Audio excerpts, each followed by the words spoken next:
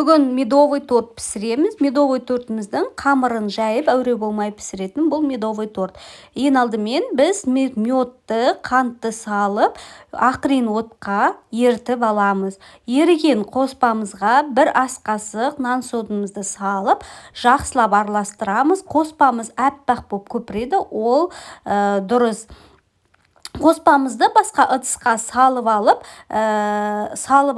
шамал ғана салқындатып, сары май қосамыз, және де жұмыртқа қосып, ұн қосып, барлығын жақсылап араластырып аламыз. Менде жұмыртқа қосқан кезі видеоға түспей қалып, соткам заряды отырып қалыпты. Қамырымызды осылай құйып, 180 градуста қызып тұрған пеште барлық корждарымызды пісіріп аламыз. Толық құрамын видеоның астында жазып қалдырамын. Корждарымыз піскенше кремімізді дайындаймыз. Жұмыртқаға кукурузный крахмал немесе ұн қосамыз. Қант салып, араластырып, үстіне жарты сүтімізді құйып араластырамыз.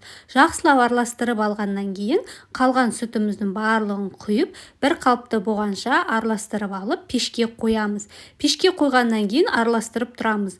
Осылай қайнағанша араластырып алып, пештен алып, басқа ыдысқа құямыз. Басқа ыдысқа салқындату үшін құямыз. Бетін салафанмен бетіне кәдімгідей тигізіп тұрып жауып, кремімізді салқындатуға үй температурасында қойып қоямыз. Салқындаған кремімізді миксерлейміз. Миксерлеп тұрып, сары майымызды қосамыз. Жақсылап бір қалыпты болғанша сары майымызбен миксерлеп аламыз. Сары майымызды қосып миксерлейміз. Тортымызды жинаймыз. Тортымыздың бірінші коржымызды қойып, үстіне 3-4 қасық крем салып шығамыз. Креміміз сұйық болып шығады.